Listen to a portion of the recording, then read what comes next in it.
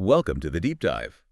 We're jumping straight into, well, a really interesting and long-standing conflict in biology. If you ask a modern ecologist about what drives change in life, they'll probably talk about local stuff, short-term things. Yeah, like competition, who's eating whom, resource fights, that kind of thing. Biotic interactions right here, right now. Exactly. But then you talk to a paleontologist, someone looking at deep time, millions of years. And they see a completely different picture. Huge abiotic forces, massive climate shifts, volcanoes, continents moving around. It's all about the long game, the big physical changes. And for ages, it's felt like you had to pick a side. Local biology or global geology? Which one is really in charge? It's created this kind of false dichotomy. That's the perfect term for it. And that's exactly what the paper we're diving into today tackles. It's titled Biological Hierarchies and the Nature of Extinction, led by Curtis R. Congreve, along with Amanda Falk and James Lamsdell. And their goal really is to bridge that gap, right? To offer a way out of this either thinking. Precisely. They argue that hierarchy theory gives us a framework to see how both these perspectives, the short-term ecological and the long-term historical, aren't just valid, but fundamentally connected. Okay, and this is super important, especially when you're trying to understand the really big events in life's history, like mass extinctions. We need to stop looking for one simple cause. Yeah, the paper really pushes for embracing complexity and, crucially, understanding how scale plays into everything. So let's lay the groundwork. Hierarchy theory. Sounds a bit academic, maybe. It can sound that way, but the core idea is actually pretty intuitive. It's just recognizing that life is organized in nested levels. Think systems within systems within systems. Like Russian dolls, almost? Sort of, yeah. But crucially, these levels interact. Changes at one level can ripple up or down, but the effects aren't always simple or direct. The paper proposes a dual hierarchy framework. Dual. Okay, so two main tracks. That's right. Two hierarchies that are sort of independent, but they definitely interact. First, you've got the genealogical hierarchy. This one's all about information, history, replication. Lineage. Exactly. It goes from genes to organisms, then to what the paper calls demes. Those are the actual breeding populations. Okay. Then up to species, and finally whole clades, like mammals or birds. It dictates who's related to who. It's the history track. Got it. And the second one? That's the ecological hierarchy. This is all about function, interaction, how matter and energy move right now. The doing track. You could say that, yeah. It starts lower down, maybe with enzymes, then organisms again, then populations interacting ecologically. They call these avatars. Okay, hang on. Demes and avatars. These sound similar, but you're saying they're distinct. They are, and it's a really key distinction in this framework. A deme is purely about genetics and reproduction. Can this group successfully interbreed and pass on genes? That's a deme. Right, the breeding unit. Uh-huh. An avatar, on the other hand, is about ecological function. What role does this group play in this specific environment? What resources do they use? Who do they compete with? That's the avatar. So, give me an example, like a herd of wildebeest. Okay, yeah. Think about wildebeest on the Serengeti. Genetically, there might be several distinct breeding populations, several demes spread across that vast area. They might not all interbreed regularly. No. But ecologically, to the lions hunting them or the grass they're eating, they function largely as one massive unit of large grazers. That functional unit is the avatar. Ah, I see. So one species could be multiple demes, but maybe just one or a few avatars depending on their ecological role. Okay, that makes sense. Defined by reproduction versus defined by interaction. You got it. And they're semi-independent, but there's a crucial connection point. The organism. The organism, it's the only level present in both hierarchies. It's where the genetic blueprint from the genealogical hierarchy gets built into a physical body. That has to survive and function in the environment, the ecological hierarchy. Precisely. And that's why natural selection acts primarily at the organism level. It's testing the genetic information against the ecological reality. That linkage is how these two seemingly separate hierarchies communicate. That's elegant. The organism as the bridge. Okay, let's move into the implications of this structure, starting with scale and this idea of emergence. Right, emergence. This is the idea that higher levels in a hierarchy have properties that you just can't predict by looking at the lower levels alone. The whole is genuinely more than the sum of its parts. Like, an individual ant doesn't have the property of building a complex nest, but the colony does. Or the paper's example. A single feat exists at a point, but the species has a geographic range. Exactly. Or a single organism can't interbreed by itself, but the population has that property. These emergent properties are real, and they govern how the system behaves at that higher level. And this nesting also leads to another key concept, signal dampening. Yeah, this is fascinating. Because higher levels are complex, often with redundancy built in, they can buffer or sort of absorb changes happening at lower, faster levels. The signal gets muffled on the way up. Can we use their thought experiment, the one about radiation? I thought that really clarified it. Sure. So imagine one single cell inside you gets hit by radiation and mutates. A low-level genealogical event. Okay. Bad luck for that cell. Right. But is it likely to affect you, the whole organism? Probably not. You have DNA repair, maybe that cell just dies and gets replaced, your immune system might deal with it. The organism level dampens the effect of that single cell event. The signal dies out. But now scale it up. Imagine a big environmental disaster. A large area gets contaminated with radiation. Like Chernobyl or Fukushima. Exactly. Now, the proximal cause is still the same radiation-damaging DNA in individual cells, but it's happening to millions of cells and thousands of organisms simultaneously. The system can't cope. Right. The organism level and even population level dampening mechanisms are overwhelmed. You see widespread sickness, death, drops in reproduction. The effect jumps straight up the hierarchy because the environmental trigger was large scale. So it's not just what happens, but the scale at which the trigger occurs that determines the hierarchical impact. That's a really powerful idea. It is, and you see this dampening effect, or maybe the lack of effect sometimes, in the fossil record. Things look stable phenotypically. Phenotypically, you mean their physical form? Yeah, their morphology, what they look like. Think about horseshoe crabs. They look almost the same today as they did hundreds of millions of years ago.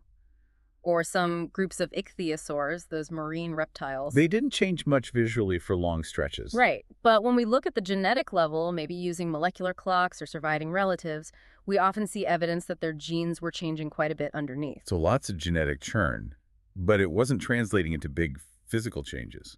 Exactly. The higher level developmental or ecological constraints were likely dampening the expression of that genetic variation. Stasis at one level, flux at another. And you mentioned constraints. It works the other way too, right? The ecological reality can limit the genealogical possibility. Absolutely. Convergence is the classic example, like saber teeth. Right. Popping up independently in totally different mammal groups. Cats, marsupials, those extinct nimravids. Yeah, because the ecological niche, being a big predator specializing in killing large prey in a certain way, puts strong functional demands, strong constraints. There are only so many ways to build an effective saber-tooth, apparently. So the ecological hierarchy sort of funnels the evolutionary pathways available to the genealogical hierarchy. Okay, this framework is starting to feel really comprehensive. Let's apply it now to the big one, extinction. The paper dives into this mechanism called MALF. MALF, yeah, it stands for multi-generational attritional loss of reproductive fitness. It's a relatively recent idea and a bit controversial, proposed as maybe the primary way populations actually go extinct. Okay, unpack MLF for us. What's the core idea? So imagine an environmental stressor pushes a population towards the edge of what it can tolerate. Maybe it gets too hot, too dry, food gets scarce. The classic extinction drivers. Right. But MLF suggests the population doesn't just keel over and die immediately from starvation or heat stroke. Instead, the chronic stress hits their ability to reproduce successfully. Ah, so they can still survive day to day. Yeah. The avatars are still functioning, eating, existing. Exactly. They're ecologically present. But the stress means they can't invest enough energy or resources into making viable offspring. Fertilization might fail, embryos might not develop, newborns might die. The breeding population, starts to falter. So fewer and fewer new recruits join the population each generation. Precisely. It's an attritional loss. Over multiple generations, recruitment drops dramatically. Existing adults hang on for a while, maybe even for decades or centuries. Leading to that creepy term they use, zombie populations or the living dead. Yeah. Individuals are alive, but the population as a self-sustaining entity is doomed. It can't replace itself. It's functionally extinct even before the last individual dies. That's a sobering thought. But wait, proponents of MLF argue this is always the mechanism behind mass extinctions too, because those events play out over thousands, even millions of years. That's been the argument. Because the timescale is so long, it must be this slow, grinding reproductive failure. But critics push back, right? They say, hold on, mass extinctions aren't random. They show clear patterns. Certain types of animals or plants get hit way harder than others. Different events have different victim profiles. Exactly. Background extinction often seems more random, hitting species here and there. Mass extinctions have strong selectivity. If MLF is always the mechanism, why do the patterns of who lives and who dies look so drastically different between, say, the end Permian and the end Cretaceous extinctions? Okay, so here's the tension. Is it always MLF, or do the specific environmental causes matter more? And this is where hierarchy theory provides the elegant resolution, according to Congreve and colleagues. How so? They argue, yes, MALF probably is the common mechanism at the lower level. It's how individual populations, individual games actually wink out. That slow reproductive failure is the final pathway for many. But There's a but. the crucial but is that the higher level outcome, which species survive, which clades make it through, the overall selectivity pattern that's determined entirely by the environmental forcing mechanism, the big external driver. So it's both. MALF is how they die at the population level, but the environment is why certain groups are pushed towards MALF more than others. Precisely. The disagreement was really about ignoring the different hierarchical levels. The key difference between background and mass extinction isn't just the number of deaths, it's the scale of the environmental disruption. Background extinction is like a local fire, a small drought, affecting maybe one or two demes. Right. Annoying for them, but doesn't destabilize the whole system. A mass extinction, though, that requires a global or near-global ecological collapse. What the paper calls a press pulse event, a massive, sustained environmental shock. And that large-scale shock acts as a filter. A huge filter. It determines which kinds of organisms get stressed beyond the reproductive limits. Let's use their example scenarios. Imagine a mass extinction driven by massive volcanism pumping CO2 into the atmosphere. Leading to intense global warming, ocean acidification, widespread droughts. Okay. In that scenario, which groups are likely pushed towards reproductive failure towards MALF? Probably plants that need lots of water, maybe large herbivores that rely on lush grasslands, organisms sensitive to high temperatures. The environmental filter selects for heat and drought tolerance. Exactly. Now, contrast that with a different catastrophe, a giant asteroid impact. Blocking out the sun, impact winter, collapse of photosynthesis. Totally different filter, right? Now, the pressure is on organisms that need sunlight, large plants, maybe animals that rely on high primary productivity, large browsers. Cold tolerance becomes key. So in both cases, the final nail in the coffin for many populations might be MALF, the inability to reproduce under stress.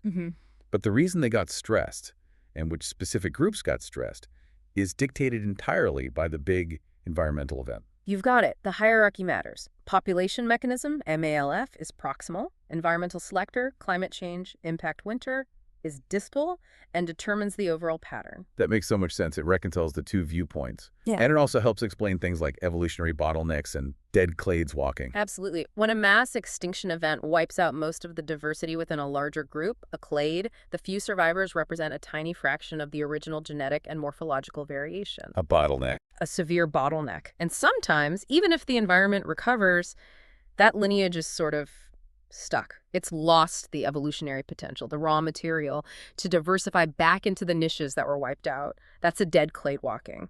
It survived, but its future evolutionary options are permanently limited. Like the ichthyosaurs after the Triassic extinction. That's the classic case study used here. Before that extinction, ichthyosaurs were really diverse. You had sleek, tuna-shaped ones for the open ocean, but also slower, more eel-like ones living in coastal waters. Anguilliforms. Hey. The extinction event seems to have wiped out primarily those coastal forms. Only the fast open ocean ones, the thunniforms, survived. And even when the coastal environments became suitable again. They never went back. The surviving lineage apparently had lost the genetic or developmental capacity to re-evolve those coastal body shapes and lifestyles. History, the contingent fact of who survived the bottleneck, constrained their future ecological trajectory. They were locked into being open ocean predators until they eventually died out later. Wow. Okay, so bringing this all together, what's the big takeaway for how we should think about evolution and extinction now? Well, the main thing is moving past simplistic reductionist explanations.